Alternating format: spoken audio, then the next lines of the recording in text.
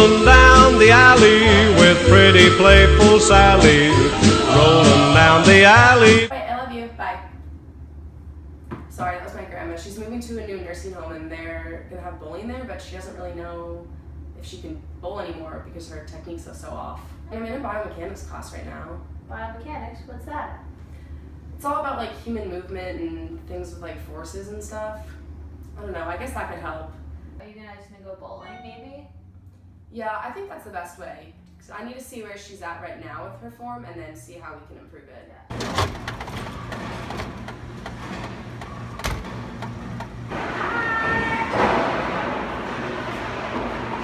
You must be Jenna. Kira's told me so much about you. Hi, it's nice to meet you, Mrs. Thomas. Kira told me that you're moving into a new home and that you want to be able to bowl with all your friends, but you're scared to try a new sport. Yeah, I'm a little nervous. Why don't we go sit over here and we can talk about it? Okay. Thanks for meeting with me. I feel so silly. I don't even know the basics of bowling. It's actually pretty simple. There's 10 pins set up in a triangle, and the back two are 91.4 centimeters apart, and the bowling ball, no matter which one you use, is 21.8 centimeters across. It may seem possible to knock all of them over at once, but that's why we use the domino effect. What you want to do is you want to hit the ball in a set of 10 pins, 2 to 4 centimeters off the middle of the center pin, and then that creates all of them to fall at once and you can have a strike. However, that part comes later. Now we want to just discuss the biomechanics. I've been working on my arm strength so I can be able to hold the lightest ball. The lightest ball, I think is like 8 pounds, and I've been working really hard to hold that.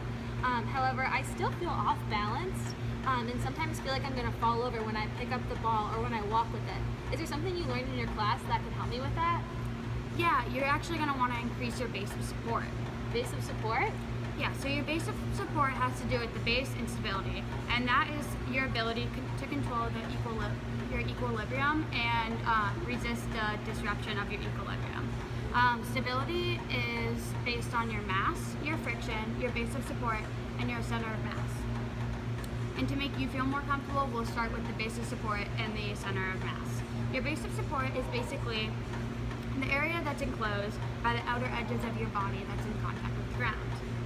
So how do I control my base of support? So if your center of mass moves outside your base of support, you're going to lose balance and you'll have to take a step in order to maintain your balance. But the bigger your base of support, the less likely that your center of mass will travel outside, and then you'll be more balanced when you're trying to bowl. So before you're throwing your ball, you want to make sure that you have good posture and you're not leaning too far back or too far forward. And this helps you keep your balance, especially with the extra weight now that you're holding in your hand. To make sure that you're steady, you're also going to want to bend your knees a little bit in order to lower your center of mass, and then your weight's more evenly distributed. For the approach, I recommend that you use a 5-step method, which is where you start your approach with your left foot, since your weight's in your right foot, and that allows you to have your weight more evenly distributed among your body. It's important to take small steps also, and not large ones, so that your feet are in contact with the ground more often. If you bend your knees, it'll also help you lower your center of mass, which will make you more stable as well.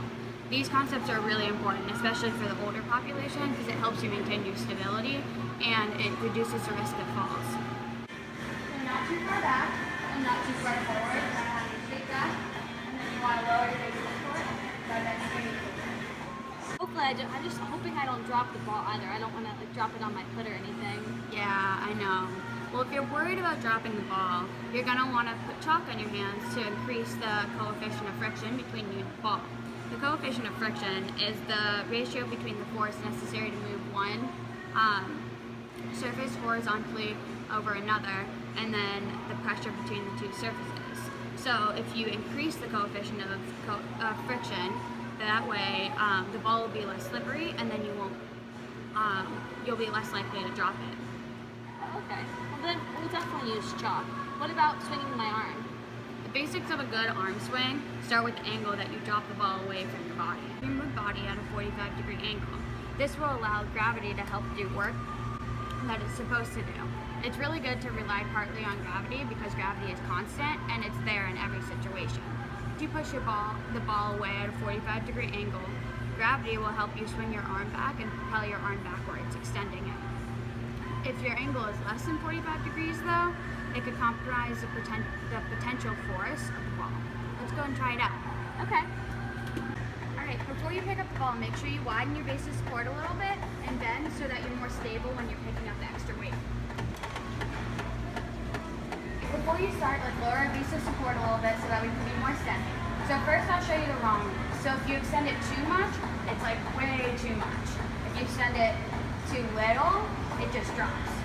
But if you do it at a 45-degree angle, it allows it to go backwards. Does it make sense? Yeah, that feels most natural. It really does. Okay, now let's go sit back down and we'll discuss a few more topics. Okay. It made such a difference. So does gravity just deliver the ball for you? No, not exactly. It's also really important to think about torque of your swing. Torque is the force that causes rotation, and it can be increased by force or the moment arm. However, you can't really get stronger, and so the force can't be increased, but we can increase your moment arm, which is the distance of the distance from the axis, which in this case is your shoulder. So, by extending your arm further back, rather than tight close to your body, it can increase your moment arm. This means that you shouldn't be afraid of how far back your arm is pulled back by gravity because it'll increase your moment arm. Let me show you. Okay. So this is a short moment arm, but then if you extend it way further back, you have a bigger moment arm, and then you can increase your torque. So before we move into the follow through, I still want to go over the 5-step approach. Okay. So first, you want to take a small half step with your left foot in order to get your momentum going. Your momentum is the quantity of motion of a moving body, and it's measured as a product of its mass and velocity. By transferring some of your weight to your left foot, you're also transferring some of your weight forward, which allows you to start moving forward, and it'll help out when you start actually going to swing. The second step is when you actually initiate your arm swing with the 45-degree push away that we talked about earlier. The third step is when your arm begins to actually swing, which this helps you maintain balance because as you're stepping with your left foot, you're swinging back with your right arm, which allows you to have your center of mass in your base of support more. Because if you're swinging with your right arm and stepping with your right arm, your center of mass will move way far away from your base of support, and it'll cause you to be off of balance. Your fourth step is kind of like what I said before. When the ball is fully extended backwards, since you're stepping with your left foot, your center of mass then stays within your base of support. And then the final step is when you actually initiate the ball going forward and the release. And you want to really lower your base of support even more in order to increase your stability when you release the ball. Oh, okay. So I'll practice that. Remember that we want to try and step with our left foot first so that your center of mass stays within your base of support. That was really good. You looked really good when you initiated the follow through. You really got down, which increased your stability. Yeah, so there's one more biomechanical principle that we want to consider called the force time principle, but in simpler terms, it's essentially the importance of the follow through. So this principle relates to impulse, which is the force times the time that the force is applied. So it can be increased by increasing the time that you're applying the force to the ball, which therefore means that your follow through increases the time that your force is applied to the ball, which increases the impulse, which allows you to have better throw when you're going for the ball.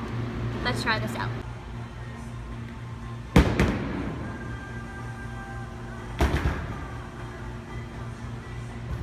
That's what happens when you don't follow through. It doesn't go very far. See, that was a good follow through, and it made the ball go really far down. Those are some really good tips, simple tips. I can't wait to try them out. Yeah, you looked really good. Oh, Kira just texted me. She wants to check in and see how you're doing. Oh. Hi, sweetie. Hi, girl. How was your day? It was great. You think there's anything we could suggest to the nursing home maybe? You always have so many good ideas. Well, I just wish the lane was a little shorter. Then I wouldn't have to work as hard. Well, my mom and I have a meeting with the nursing home that we could suggest things to them, so maybe we could bring that up with them. Yeah, maybe they can find a way to make their new bowling alleys more senior friendly. Yeah, definitely. I just got back from the nursing home, and it turns out that they haven't finished constructing the new bowling alleys. So some of the tips and stuff that we talked about, they're actually going to implement on the lanes themselves, which is awesome. So the new lanes are going to be shorter, and they're going to have a more waxed surface, which is going to decrease the coefficient of friction, so the ball will roll faster and it won't lose momentum as easily. And they're also going to special order lighter balls that the individuals can use, which is going to be easier for you guys to hold, so then you can increase your moment arm and get your arm back more easily. But because the balls are going to be decreased in weight, what we talked about, how they're not going to be able to knock the pins over as easily, they're also going to special order pins that are going to have a decreased base of support, so they'll lose their stability more easily. So when the ball does hit them, then they'll be knocked over, which is awesome. And it's not cheating, because since you guys are doing it more for a social aspect, even though it's like not the regulation bowling lane, you guys are all going to be using the same balls and the same pins, so everyone's on the even playing surface, and you guys are doing it more for the social aspect anyway, so you guys are really going to have fun, and it'll be less stressful, which is going to be awesome. These biomechanical tips, you're going to be a pro in no time. Just remember to increase the moment arm and allow the force of gravity to bring your arm all the way back. Also remember to follow through without fear that the ball is going to be too heavy, because you guys are going to be using lighter balls anyways. Alright, see you soon, Grandma. I love you. Bye. Let's try! Rolling down the alley with pretty playful Sally. Rolling down the alley, bowling Sally and me. We bowl away our daily blues when we tie on those bowling shoes.